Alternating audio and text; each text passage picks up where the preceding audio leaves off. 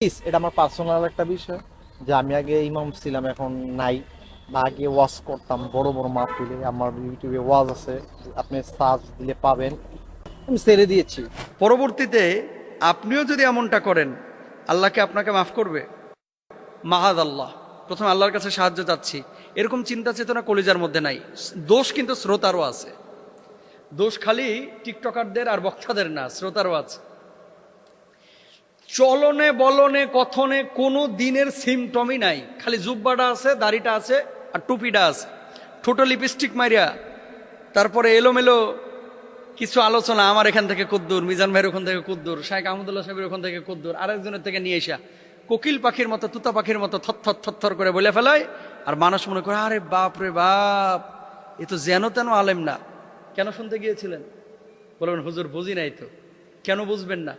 একজন স্কলারের 20টা আলোচনা শুনলে বোঝা যায় যে স্কলারটা দৌড় কদ্দুর, এবং উনি পড়াশোনা করেন কিনা, কোরআন হাদিস সম্পর্কে তার জ্ঞান আছে কিনা। আপনারা এই যে এখানে সোশ্যাল মাধ্যমের অনেক ভাইরা আছে, অনেকে কি করে 2-3 হাজার টাকার জন্য রংপুর থেকে টানে নিয়ে এসে তারপরে এটার বক্তা বানায়। এর জন্য দায়ী বাংলাদেশের কয়েকটা মিডিয়া। আলহামদুলিল্লাহ, আমি এখানে এরকম কাউকে অ্যালাউ করি না এবং ঢুকতেও দিই না। আমি যে কথাটা বলতে যাচ্ছি, ইউটিউবার ভাই এবং শ্রোতা দুই পক্ষকে সোচ্চার হতে হবে। যার আলোচনা শুনবেন তার কতটুকু যোগ্যতা আছে আগে এটা বুঝে নেন, তারপর আলোচনাটা শোনেন। তিনি কোন ক্যাটাগরির। লজ্জায় মাথা নত হয়ে যায়। আসলে আমরা যাচ্ছি কোথায়? এতদিন ছিল বক্তা, ওয়াজ করেছে ইউটিউবে, বিভিন্ন মাহফিলেও দাওয়াত দিয়েছে, আর আজকে সে নায়ক হতে যাচ্ছে। জামার ঠিক নাই, পাঞ্জাবির ঠিক নাই, দাড়ির ঠিক নাই, চুলের কাটিং কুটিং করে এই বদমাইশি দেখবেন আবার 20 দিন 25 দিন পরে ভাইরাল হয়ে গেল, আবার হাজির ভাব ধরবে। জুতা দিয়া পিটাইয়া এই সমস্ত লম্পট গুলোকে সাইজ করে ফেলা উচিত। আর বাংলাদেশের মানুষ তো ক্ষমা করতে জানে, ক্ষমা করে দেন। ভুল হলে ক্ষমা অবশ্যই করবেন, কেন করবেন না? ভুল হলে ক্ষমা করবেন, কিন্তু ইসলামিক স্কলার যার থেকে দিন নিচ্ছেন সে মানুষটা নিট অ্যান্ড ক্লিন হতে হবে। সমস্ত রাবিদের হাদিস কেন গ্রহণ করা হয় না? চারিত্রিক ত্রুটি থাকলে তার থেকে হাদিস নেওয়া যেমন যায় না, চারিত্রিক ত্রুটি থাকলে ওই ব্যক্তির থেকে দিন শেখাও জায়েজ নাই। কারণ এই দিন শিখে কোনো লাভ নাই। এই ছেলেগুলো যেটা হয়, প্রথমে বক্তা, পরে টিকটকার, মানুষ এদের সাথে সাথে নাচে।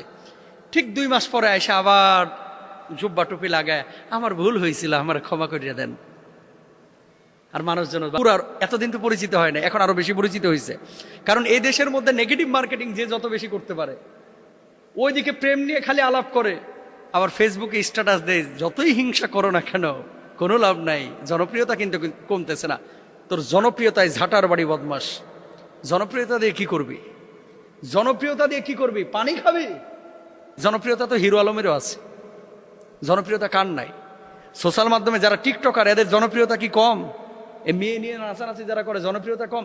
জনপ্রিয়তাই সফলতার মানদণ্ড না ভাই, ভুল বুঝেন না। সফলতার মানদণ্ড হচ্ছে এখলাস নিয়ে কতটুকু আপনি কাজ করতেছেন। সুতরাং এই টিকটকার ফিকটকার, এই যাদের ব্যাকগ্রাউন্ড খারাপ, যাদের কোনো ব্যাকগ্রাউন্ড নেই, মাদ্রাসায় পড়ছে কিনা সন্দেহ আছে, অথবা পড়েছে, কোরআন হাদিস পড়ে বিপদগামী হয়ে গেছে, আস্তিক থেকে নাস্তিক হয়ে গেছে, ও ওর পথে হাঁটুক ভাই। পরবর্তীতে যদি এরকম আয়সা ভুল হয়েছে ক্ষমা করে দেন, আজকে থেকে আবার ওয়াজ শুরু করলাম, এই সমস্ত মানুষগুলোকে বয়কট করেন। যারা খালি প্রেম প্রেম প্রেম প্রেম ছাড়া কোনো টপিক নাই, এদেরকে বয়কট করেন। যে সমস্ত মানুষগুলো আল্লাহকে, আল্লাহ রাসূলকে খুশি করার জন্য দাওয়াতি কাজ করছে, বড় বড় শাইখুল হাদিস মুহাদ্দিস আছে এলাকার মধ্যে, এদেরকে বেল দেয় না, ভাইরাল বক্তা খুঁজে খালি। কেন কেন ভাইরাল বক্তা খুঁজতে হবে?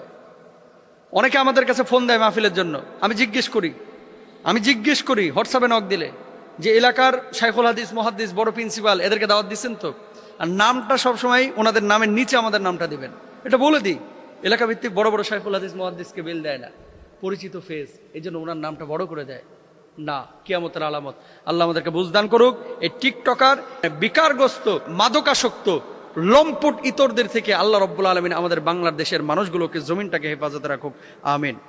সম্প্রতি যৌতুক চাওয়ায় একজন মুরব্বীকে দড়ি দিয়ে বেঁধে ফেলেছে এবং জামাইকেও আটকিয়ে ফেলেছে। সোশ্যাল মাধ্যমে ভিডিওটি ছড়িয়ে পড়েছে। যৌতুকের ব্যাপারে ইসলামের বক্তব্য কি? আর যৌতুক যারা চায় তাদের ব্যাপারে আমাদের প্রতিবাদের ভাষা এই রশি দিয়ে না বেঁধে অন্য কিছু হতে পারে কিনা? ভেরি ভেরি ইম্পর্টেন্ট একটা বিষয়। লজ্জা লাগে, হৃদয়ে রক্তক্ষরণ হয় যে বাংলাদেশে এই জিনিসটা বর্তমানে সবচেয়ে বেশি চলতেছে। ছেলে যখন বিয়ে করাচ্ছে, এ দেখেন আমার কাছে 4-5 দিন আগে ফোন এসেছে, 4-5 দিন আগে, ছেলে ফোন দিয়ে বলতেছে যে হুজুর সরকারি চাকরি হয়েছে আলহামদুলিল্লাহ, বিনা ঘুষে সরকারি চাকরি হয়েছে, পরীক্ষা দিয়েছি, টিকে গেছি, সরকারি চাকরি হয়ে গেছে। আমি বিয়ে করার জন্য বাড়ি থেকে বলতেছি যে মেয়ে দেখো, আব্বা বলছে যে যৌতুক নেবে 1,15,00,000 টাকার, বেশি না আর কি, 15 লক্ষ টাকা যৌতুক নিবে।